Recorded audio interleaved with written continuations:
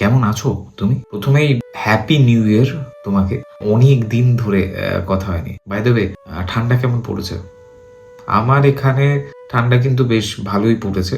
বেশ শীত শীত করছে। আমি তো ভুলেই গেছিলাম, এইটা তো আমাদের নতুন বছরের প্রথম ভিডিও দেবজিৎ টকিজে, right? Welcome to Debjit Talkies. এখানে আমি তোমার সঙ্গেই কথা বলছি। আচ্ছা, নতুন বছরে কি কি রেজলিউশন নিলে তুমি? দেখো, আমি কিন্তু প্রচুর একটা বড় লিস্ট বানিয়েছি। ওই আর কি, জানি না কতটা কি হবে, বাট আমি চেষ্টা করব। আমি জানি তুমি অনেক রেজলিউশন নিয়েছো। আর একটা হলো, প্রচন্ড পলিউশন বেড়েছে শীতকালে, তো তুমি জানোই যে প্রচন্ড পলিউশন বেড়েছে, তো মাস্কটা নিয়ে সব সময় যাবে। আজকের দিনটা কেমন গেল তোমার?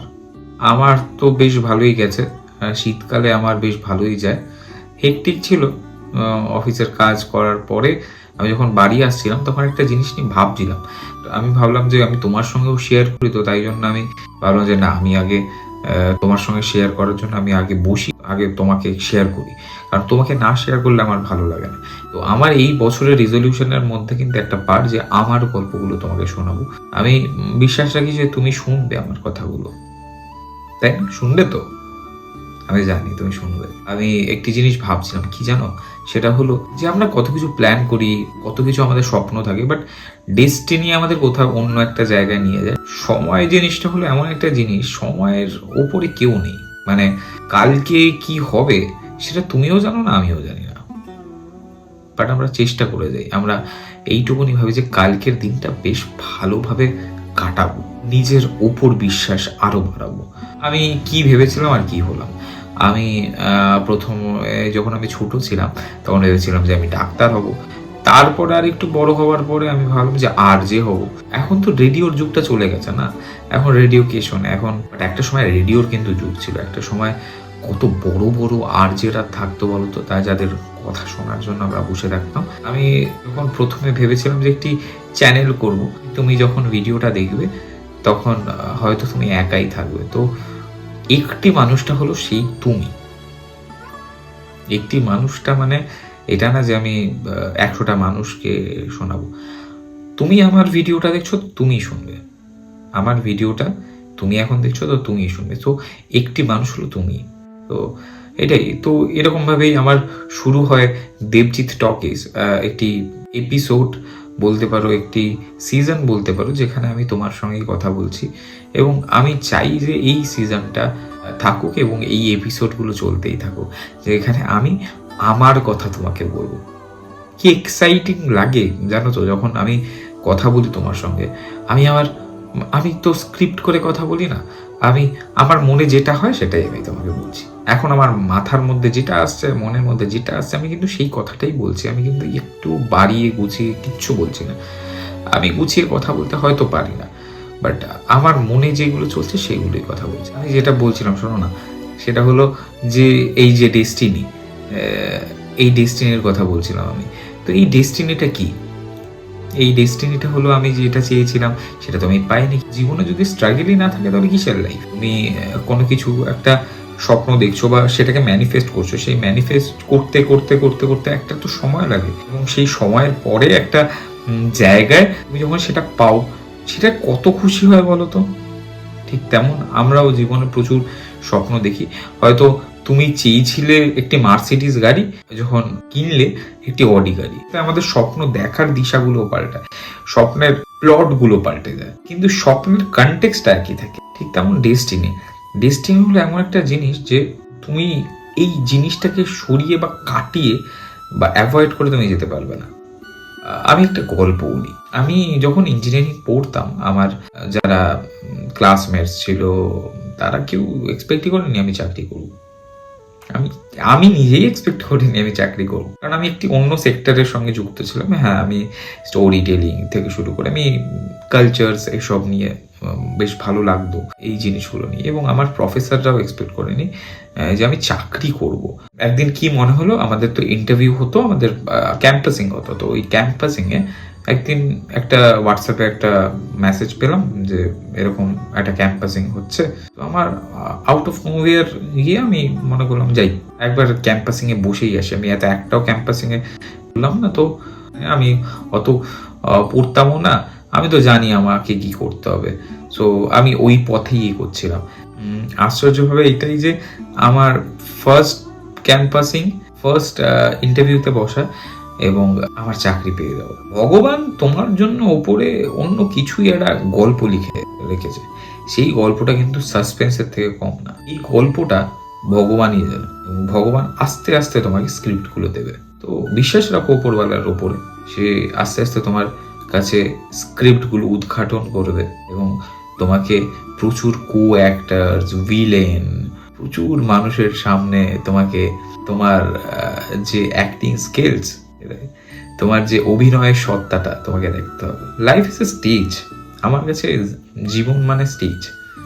আমরা জানি না আমাদের কো অ্যাক্টার কালকে কে হতে চলেছে, বা আমাদের হিরো কে হতে চলেছে, বা হিরোইন কে হতে চলেছে। জীবনে আমি যতদিন স্টেজ মানে আমার এই জীবনে থাকবো, ততদিন আমার সবটুকু দিয়ে আমি আমার পুরো এফোর্ট দিয়ে আমি অভিনয় করে যাব। আর তোমার দর্শককে এই পুরো জীবনে যত কটা মানুষ তুমি দেখছো, তারা সবাই দর্শক তোমার। আমি যেই কথাটা বলছিলাম, আমি বললাম না আমি প্রচন্ড মেসড আপ হয়ে কথা বলছি, I am so sorry, but আমার যেটা মনে হচ্ছে আমি সেটাই বলছি। মাঝে মাঝে এরকম হয়ে যায়, মানে আগে পরে হয়ে যায়। যখন একটি মানুষের ভয় থাকে না, এই ভয় জিনিসটা খুব খুব বাজে জিনিস। একটি মানুষের যখন ভয়টা শেষ হয়ে যায়, সে আর কোনো কিছুতে ভয় পায় না, তার কোনো যায় আসে না। তো তার মধ্যে যে ভার্সনটা, সেই ভার্সনটা মানুষ দেখতে পায়। আমার ঠিক সেম জিনিস হয়েছিল, কারণ আমার তো হারানোর কিছু ছিল না ওখানে। আমার হারানোর ভয় ছিল না যে আমার যদি চাকরিটা না হয় কি হবে।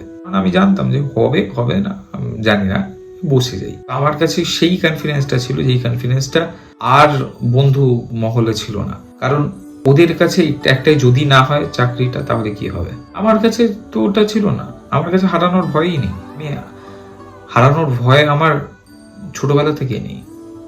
আমি মনেই করি না যে আমি কি হারিয়েছি, আমি মনে করি আমি কি পেয়েছি লাইফে। এই জিনিসটা খুব দরকার, জানো তো। তুমি কি পেয়েছো? তুমি যদি সবসময় এটাই ভাবো যে আমার লাইফ থেকে এত জিনিস হারিয়ে গেছে, তাহলে কি হবে? তাহলে তোমার জীবনে ভয় ঢুকে যাবে। এই ভয়টা থেকে দূরে থাকতে হবে। মাউন্টেন ডিউ এর একটা আমার মনে পড়ে গেল।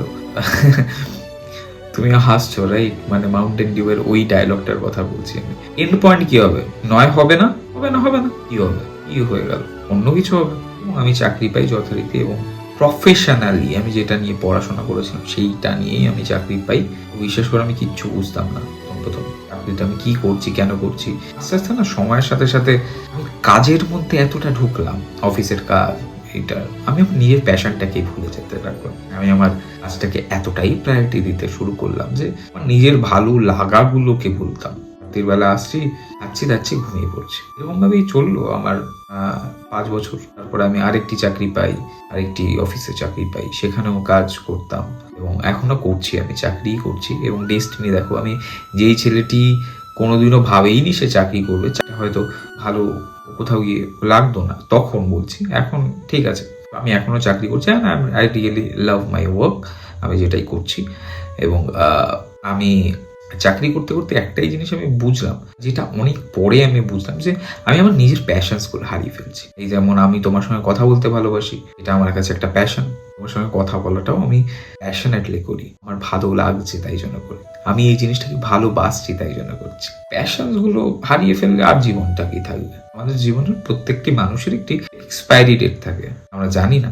আমাদের কপালে লেখা থাকে, সেই এক্সপায়ারি ডেটটা কিন্তু ভগবান ছাড়া কেউই দেখতে পায় না। আলটিমেটলি তো সেই সবই আলটিমেটলি শূন্য হবে একটা সময়। তোমার মুখের হাসিটা বা তোমার মনের আনন্দটা তোমাকেই করতে হবে। তুমি যেটাতে আনন্দ পাও সেটা করো। একটা সময় এরকম হবে যে সেই সময়টা আর পাবে না তুমি। তোমার ধরো এখন ঘুরতে খুব ইচ্ছে করে, তুমি ভাবছো যে আমি পয়সা জমাবো, পয়সা জমানোর পরে আমি ঘুরতে যাব, ঘুরবো, আরো অনেক কিছু করবো, বাট সেই সময়টা, সেই ইচ্ছাটাই মরে যাবে।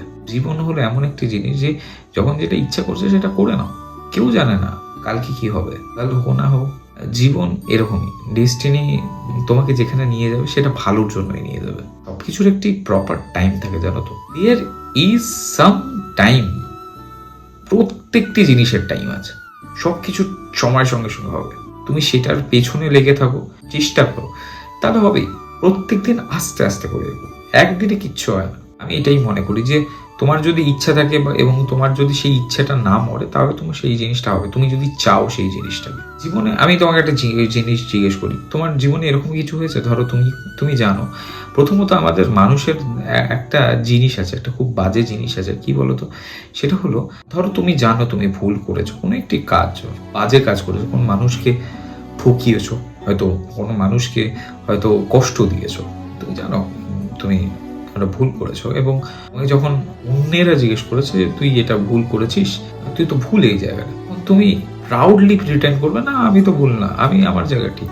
কথা আছে না, পাপ বাপকে ছাড়ে না, তেমন তুমি যদি কোনো বাজে কিছু করো, সেটা তোমার কাছে ফিরে আসবে। এরকম সময় হয়েছে তুমি এরকম কিছু করেছো, কারোর সঙ্গে কোনো একটি খারাপ কিছু করেছো, একটু ভুল কাজ করেছো এবং খারাপ কাজ করেছো, সবাই ভুল করি, এমন কোনো মাথা ব্যথার কিচ্ছু নেই। সেই সেম জিনিসটা, যেই জিনিসটা তুমি করেছো একটি মানুষের ওপরে, সেই সেম জিনিসটা একদম রিপ্লের মতন তোমার সঙ্গে ঘটছে, সেখানে তুমি ভিকটিম। তোমার কাছে, তোমার মাথায় তখন সেই তোমার করে আসা সেই অন্যায়টা, সেই পাপটা, সেই মানুষটাকে কষ্ট দেওয়াটা রিপ্লের মতন আসবে তোমার সঙ্গে। যখন সেই অন্যায়টা হচ্ছে, ভুলটা হচ্ছে, তুমি কিচ্ছু তাকে বলতে পারো এবং তুমি পুরো চুপ হয়েছে তোমার সঙ্গে। নিজেকে প্রমাণ করতে করতে নিজেকেই কবে হারিয়ে ফেলবে প্রচুর লোকের মাঝখানে তুমি নিজেও জানো না। নিজেকে ভুল ত্রুটির এই দ্বন্দ্বে গিয়ে আমি ঠিক তুমি ভুল, তুমি ঠিক আমি ভুল, এই দ্বন্দ্বে না যাওয়াই বেটার। কারণ এই ভুল ত্রুটি হিসাব নিকেশ করতে করতেই আমাদের জীবনটাই শেষ হয়ে যাচ্ছে। তোমার এরকম অনেক জায়গা আছে যেই জায়গাগুলো তুমি হয়তো ভুল করোইনি, যদি তোমাকে অন্য কেউ এসে বলে না তুই এটা করেছিস, নিয়ে নাও, একটু করে হেসে বলবে ঠিক আছে থ্যাংক ইউ।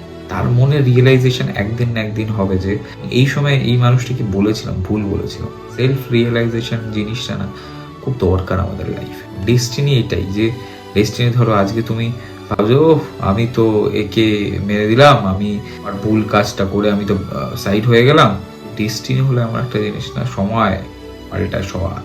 সময় যখন পাল্টে যায় তখন তোমারই ওই সেম জিনিসটা তোমার সঙ্গে রিপ্লে হবে। যখন রিপ্লে হবে তুমি না অপোজিট মানুষটাকে কিচ্ছু বলতে পারবে না। তুমি জানো তুমিও একটা সময় এই সেম ভুলটা বা সেই অন্যায়টা অন্য একটি মানুষের উপর করে এসছো, তুমি চুপ হয়ে যাবে।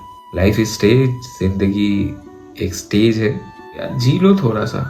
ধরো তুমি তোমার কারোর সঙ্গে ভালো বন্ধুত্ব হলো, বা তুমি প্রেম করছো, বা তুমি কাউকে ভালোবাসছো এবং তুমি ভাবছো যে সেই মানুষটির সঙ্গে সারা জীবন থাকবে, যেখানে তুমি জানো না কালকে কি হবে, সেখানে কমিটমেন্ট কিসের কমিটমেন্ট? কমিটমেন্ট এটা দাও যে আমরা যতক্ষণ থাকবো, যতটা সময় থাকবো, ততক্ষণ আমি কমিট করছি যে আমি তোমাকে ভালো রাখবো, এইটা কমিটমেন্ট দাও, দেখবে ভালো থাকবে। প্রত্যেকটি মোমেন্ট যখন সেই মানুষটার সঙ্গে কাটাচ্ছ, সেই মানুষকে ভালো রাখার চেষ্টা করো। হাসি কান্না নিয়ে তো জীবন, সবার লাইফে এক্সপায়ারি ডেট আছে, প্রত্যেকটি সম্পর্কের এক্সপায়ারি ডেট আছে। তো কমিটমেন্ট এমনভাবে দাও একটি মানুষকে যে আমি তোমার সঙ্গে ভালো থাকতে চাই, এটা আমার কমিটমেন্ট। যেমন আমি তোমাকে কমিটমেন্ট দিচ্ছি যে আমি আসবো এবং আমি তোমার সঙ্গে কথা বলবো। ডেস্টিনি নিয়ে কথা হলো অনেকক্ষণ এবং আমি জানি তোমার ঘুম পাচ্ছে এবার এবং তুমি ঘুমোতে যাবে, কালকের জন্য রেডি হবে এবং কালকে আবার দৌড়াতে হবে। তুমি জানো না কালকে স্ক্রিপ্টটা কি লেখা থাকবে। তো ভালো থাকো এবং আমি আবার আসবো তোমার সঙ্গে কথা বলতে, শুধু তোমার সঙ্গে কথা বলতে। এবং আমার খুব ভালো লাগে তোমার সঙ্গে কথা বলতে, জানো তো। আমি সত্যিই চাই এই কথাগুলো যেন শেষ না হয় এবং আমি চাই যে তুমি আমার সঙ্গে সবসময় থাকো। আচ্ছা বাই দ্য ওয়ে, যদি আমার এই কথাটা ভালো লাগে, যদি আমাকে ফিল করতে পারো, তার একটা জিনিস করবে আমার ইউটিউব চ্যানেলে, কারণ এইটা দিয়েই আমি তোমার সঙ্গে কথা বলতে পারি। আমার যখন নোটিফিকেশানসগুলো আসবে তখন তুমি দেখতে পাবে, এটাই আমার কাছে সব থেকে বড় প্রাপ্তি, তাই না?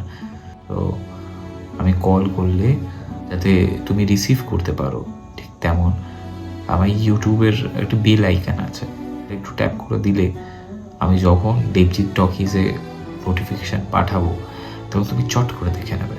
তো পারলে ওটা করো, তাহলে কি হবে বলো তো, তোমার আর আমার বন্ধুত্বটা আরও শক্ত হবে। আমি আমার সবটুকু দিয়ে চেষ্টা করব তোমাকে ভালো রাখার।